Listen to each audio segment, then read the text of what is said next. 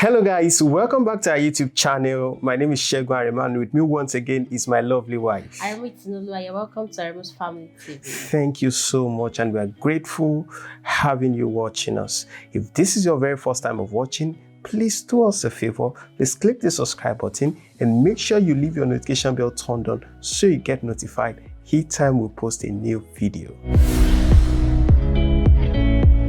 Yes, it's Family Ring episode 5. I want to say a big thank you to everyone out there who has watched all the last 4 episodes. If you are here to do so, we are going to leave a link in the description box where you find all the 4 episodes that we have done.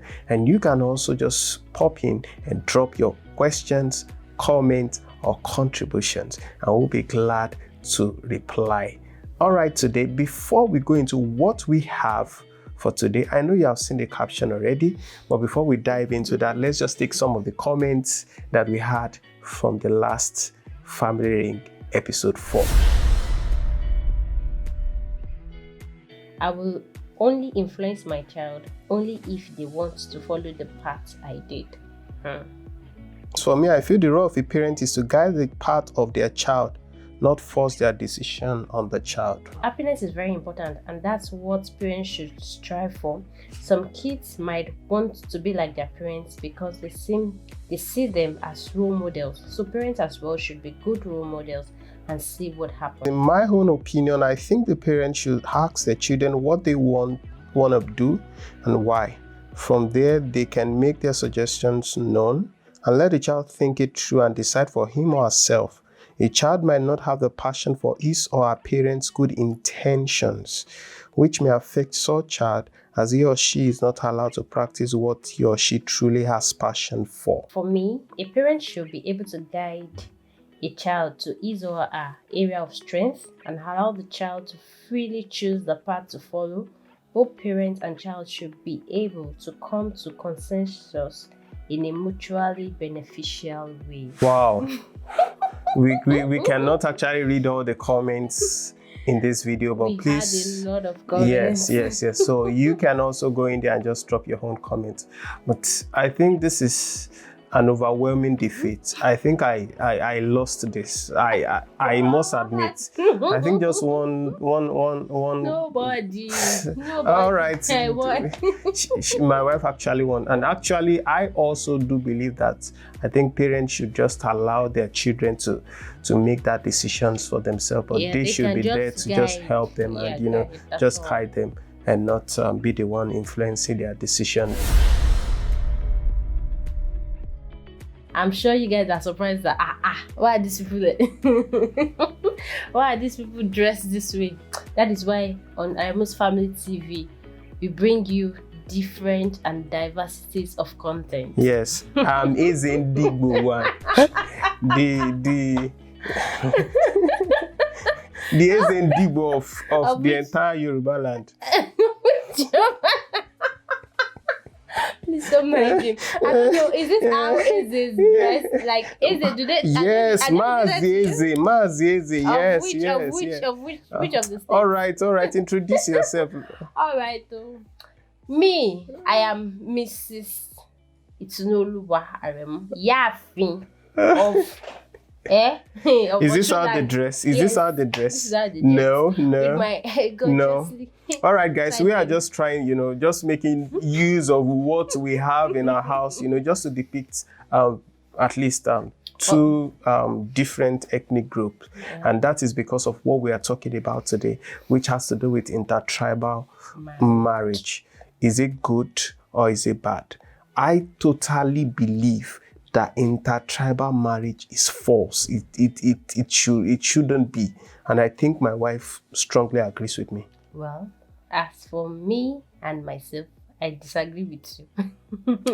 Let the family ring begin.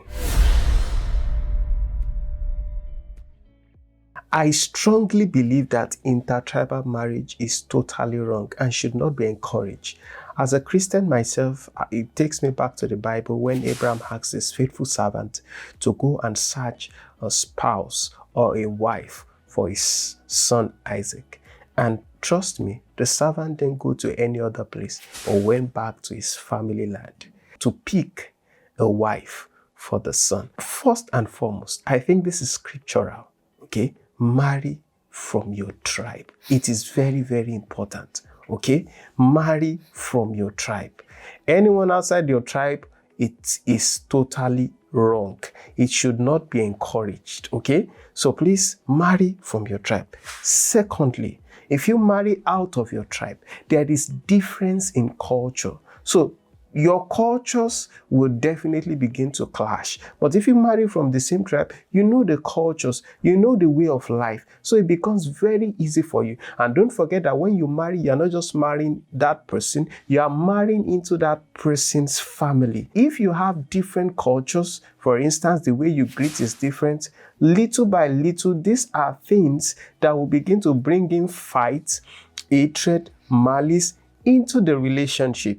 And whether you like it or not, it is going to affect both you and your husband.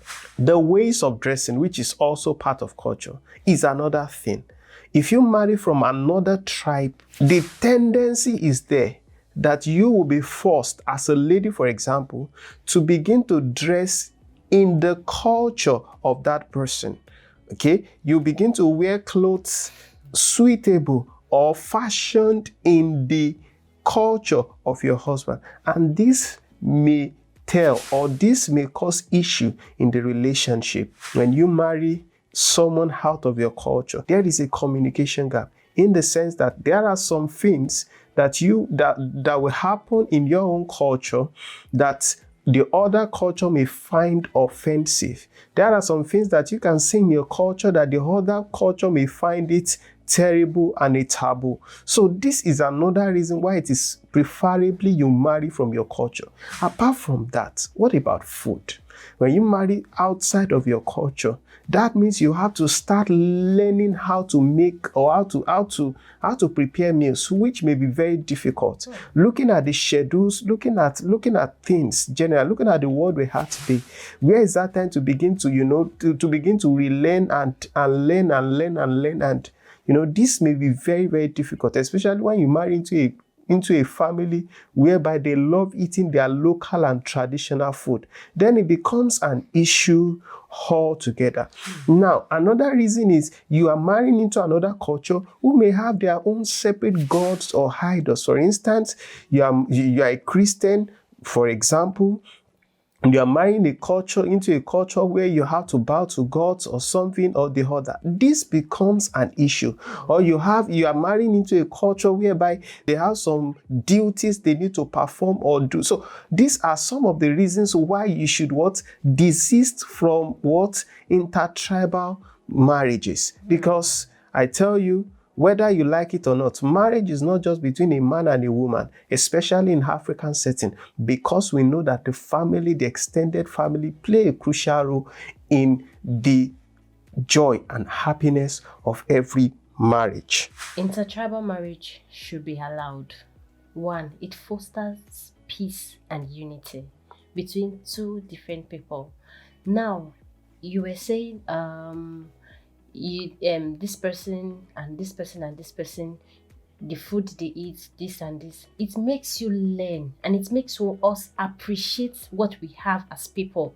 Now, I'm someone that I eat this food and I'm marrying someone that eats another food. We tend to learn because what we love ourselves. It fosters peace and unity among ourselves. We don't see ourselves as enemy. We don't see ourselves that, no, this tribe, no, I can't go there because of what? Because they don't speak my language, because we don't relate with one another. It doesn't go that way. And as Christians, fine. In the Bible, Abraham had to send his servant to go into his family to look for a wife. I'm not disputing that fact. But that does not mean it was his own same language. They spoke the same language or something, or maybe they had something similar together. No. So as for me, it makes us to appreciate our culture, to appreciate our way of life. Now, I eat this food, I dress this way, you'll be able to appreciate them more as, okay, this person, and their dressing is not bad. The food they eat, it is not bad. It makes us learn, yes, because in this world that we have, we learn. And it makes us adapt, because what you married into a different culture does not mean you cannot adapt into that culture. We learn and relearn every day. It gives us a time as someone to what a process of relearning every day, and it makes us to be able to tolerate one another.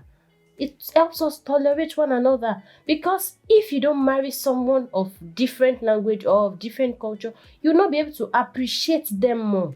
You'll be like, no. I don't take in my language. You don't take this nonsense. We don't take this this thing that you are doing and it causes rift. No, but it makes you to be tolerable. Be like, okay, I know that where you come from, you people don't see this as something wrong, but where I come from, I see it as, in my own language, we see it as something wrong. Then both of you will now come to a consensus. You come to a mutual agreement. Okay, let us do it this way, because from your own language it is wrong, from my own language it is right. Then both of you now come to a meeting point, and both of you you make progress from that end. Another thing is, in nations, in countries, in states, it makes room for what? For allowance. That is, it allows us to be able to relate as one another, to love ourselves as one another, and not to see ourselves as enemy. Even in let's say in Osun State, even states within Osun, they fight themselves, which is not supposed to be, and it's still under Osun State. If you have to check it, they'll be like, no. These people, they don't see themselves together. These people, they cannot marry from themselves, and it's not supposed to be. Intertribal marriage is supposed to be allowed. Interracial marriage is supposed to be allowed, because what? It helps us to manage ourselves. It helps us to appreciate ourselves. It helps us to what? Lift our culture higher, to appreciate what we have. They say once you don't appreciate what you have, you do what? You lose it. Is it until everybody in Yoruba marries Yoruba? No, it's not supposed to be. Or maybe from Yoruba you say, no, I must marry somebody from my hometown. Like if not from my hometown, I cannot marry this person. It's not supposed to be. For that's my own perspective. Intertribal marriage should be allowed and not disallowed, because love conquers all things. Love allows us to be able to overlook. Love is kind, love is patient, love is tolerant. So when you love somebody, you won't say, okay, love allows you to overlook whatever your partner is doing to you, because what you love that person. So because you love someone now, so because the person is not your tribe, you now say, no, I cannot marry the person. No, love conquers all. You should marry from your tribe. It is absolutely very important. Marriage is not just you and your husband. Look, love is not blind. When you love, your eyes is opened. Definitely, your eyes is yes. opened. You cannot live out the place of tribe. Tribe is very, very important. Your culture, your ways of life, when they are different, it becomes a problem. When there is When you communication, give birth, when you give birth, when there is communication, things work out. Look, The communication is between you and your husband. It's between you and your wife. Yes. You are forgetting the fact that as long as the husband or the wife can convince his or her parents, then I don't know where the problem wants to come from. You are missing the point. You are missing the point. You are talking as if everything it's not like that. We are not just talking about your parents here. We are talking about the whole family, the extended family. That's what I'm saying. Look, in Africa, it's all about family. I'm not talking about the Western world, but in Africa, it's all about family. So I strongly believe that marrying from your culture, marrying from your tribe, it's very, very important. Okay, it just makes you to eat the ground and to eat the ground and begin to run and begin to move faster. Okay, you don't have to worry about, oh, they are not going to accept my wife, they are not going to accept my children, they are not going to accept this and that. I even know a popular musician who because of this, they both went separate ways. Okay, a twin broke up because of this. Okay, so it is how you lay these your are bed, things, so you lie these on are it. things It is that how you place drives a your wedge spouse. into It a is how family. you place your spouse No, in the look, it's presence not of your about you. family. It is not That about is you. how it, wait. It is how you place your spouse in the presence of your family. That is how they will take it. It is not about you.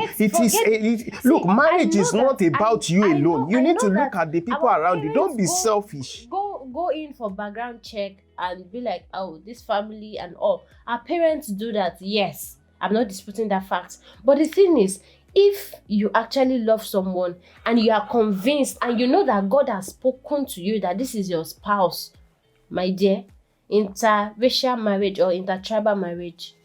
All right, guys, we have made our point. I strongly believe this is a no for me. I strongly believe that you should not marry out of your tribe. So let us know in the comment section, what do you think? Do you think, hi, let us know what you think in the comment section. Do you think Mazi is correct? You should marry from your tribe, or do you think this this Yoruba girl is saying the right thing? All right, guys. My name is Segun Aremo, and with me once again is my lovely wife, saying goodbye and see you in our next video.